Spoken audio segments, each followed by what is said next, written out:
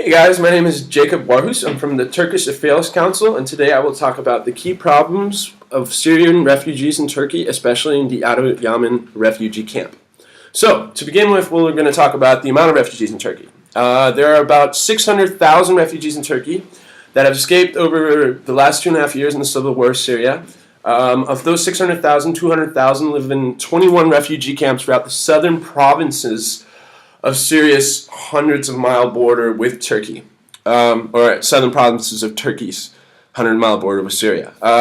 Turkey has underestimated the economic impact that this will have on its society as they estimated the duration of the civil war. And as this keeps going on, these refugee camps, although they are very, very, very highly educated and well-funded, will start going down because they're just financially unstable for the Turkish government. In regards to Adiyaman refugee camp and the issues we have there, if we contain and look at the solutions and problems of this camp in general, we are able to see what issues we might be able to lower in magnitude when it comes to the Syrian refugee problem in general. So, the one issue is the economic constraints of the Turkish government. Although Adiyaman has been seen improved vocational training, lack of funds from the international community will inevitably lead to many of these programs being shut down.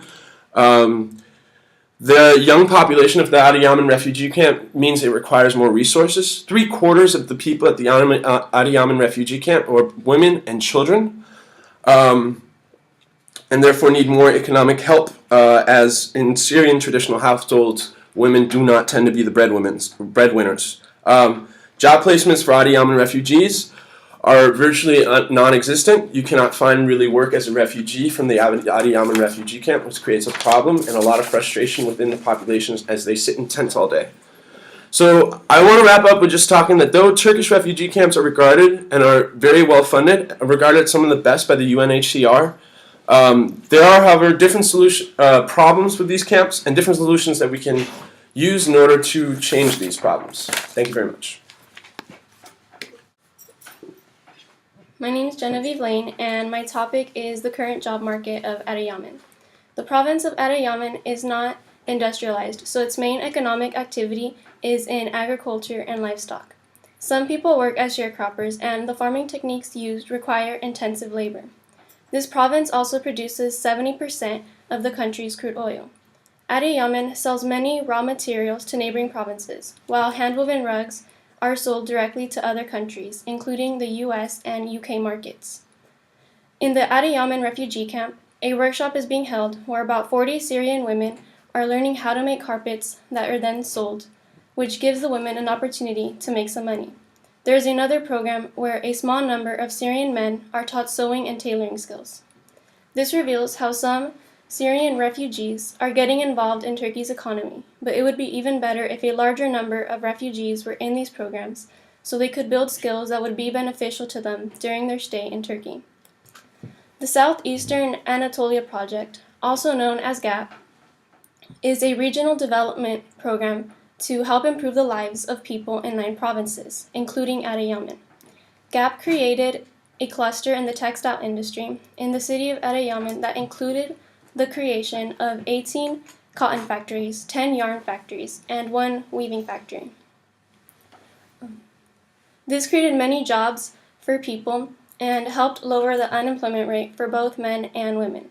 With more vocational programs and proper training, Syrian refugees could add to Turkey's economy by working in the agricultural and textile industries that have room for expansion, and this would allow the refugees to make some money while assimilating into the Turkish society, which would benefit both sides.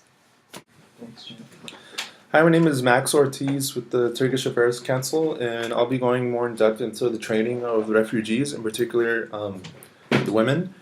And so right now in the camp, Adiyaman camp, there are 10,000 people, refugees in the camp, and there's one workshop in particular that's carpet making.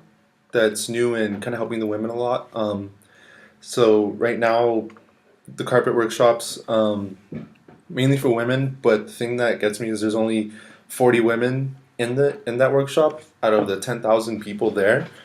So that's definitely a question. And then to go more in depth into the carpet workshop, the carpets are really difficult to make. They're meticulous and very intricate. And that's actually a good thing because it takes the women's minds off of their problems like bad memories, the boredom of being in the camp for such a long period of time with nothing to do. So that's definitely a good thing. And then the sense of achievement after making one, they look beautiful with the final product if you look them up. And also, the carpets can be sold and exported. Some of them are being exported to the United States and the UK, and some of the women make profit off of that. So that's a cool thing. And by that also kind of empowers them because it also it challenges the idea that the men in the family should be making the money for the family, and that's definitely a good thing. It's giving the women a better sense of pride and overall it's just empowering them. And then to do the carpeting workshop, a few more have sprung up with sewing, tailoring for men, and knitting. And so even though that the tailoring one is for men, it's kind of cool because it came about because of the carpet one. And then also some more training things that are happening. Some of the the refugees are allowed to go to Turkish universities, and when they come back, they start up their own workshops to teach younger refugees other things, and that's really cool. So yeah, that's what I have for training. We have seen that vocational training programs such as carpet making for women and sewing for men have proven to be successful and have even made it their ways to US and UK markets. These kind of programs have helped women gain a sense of independence as well as pride and should be expanded. The only problem is that there is simply not enough of these positions for the refugees, and there are many that stand and sit idly.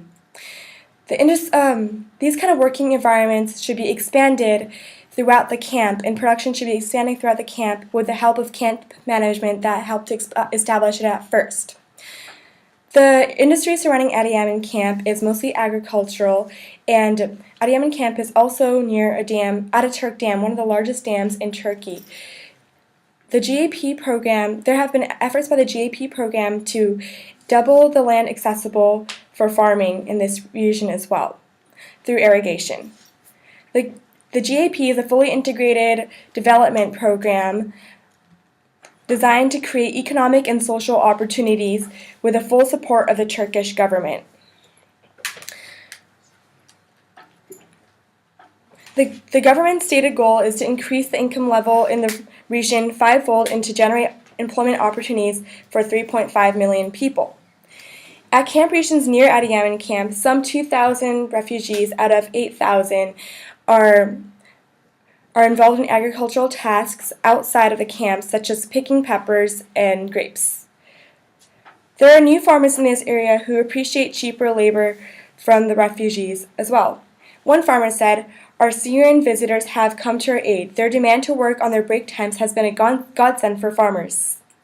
With permission papers from camp officials, refugees are able to leave their camps and work every day. This kind of farm work outside of camps should be expanded for both women and men. Since farmable land is expanding in this area, camp management should also help establish a local farm for the refugees where they can produce their own food and be less dependent. Since there are 10,000 refugees and there is too much competition for farms outside. Thank you. Hi, my name is Darren Singh with the Turkish Affairs Council. The information I'll be providing will also be a contribution from Astrid Garcia, team leader for Turkish Affairs Council. She can't be here because she is ill. The Adiyaman-Camp in the Gaziantep province since February 2013 has had around 10,000 refugees, more or less. Researcher Genevieve Lane talked about the Southeastern Anatolia project, a regional development to improve the living standards and the general income for people in the area. Researcher Jacob Warhuus talked about the Turkish government and their capacity, how they're overcapacity, how they can no longer shoulder the burden alone and are asking for international assistance. Researcher Nina Bazan talked about the Adiyaman region's farmers, citing that Syrian refugees have proven to be useful, an economic boon, which is very refreshing news, and through expansion this could provide a win-win situation in the region. And finally, researcher Maxx Ortiz talked about training for women, including carpet making, sewing, and knitting, and it is a driving force and also important for their mental health. So it is our proposal then that local incentives be given to local businesses in order to create more work in the region. These incentives can be funded by the international community and can be used to expand businesses like farming, like knitting workshops in the camps and around the camps. Because the fact of the matter remains, even though work is being provided, this vocational work is being provided to a very small minority. There are still thousands of refugees who are left without nothing. They can be used, they can be utilized to strengthen the economy. To do this, though, we need the help of local businesses and we need the help of the UNHCR. To follow up on this operation, it is my belief that the Inspector's General Office, based in Geneva, should follow through with an inspection and checkup. And this can be done in monthly intervals, 3 to 6 months after the operation takes place. This money can be received from international sources, as Jacob Warhuus explained. The Turkish community does not have the strength to do this alone. And with this, the Inspector General Office can go ahead and assess the quality of the management of the operation, and through this we believe that the Adiyaman-Camp, their population can be properly dispersed and used in order to strengthen the economic stability of the region. And that is the Turkish Affairs Council's proposition for dealing with the refugee camps and the vocational work issues that surround it. Thank you.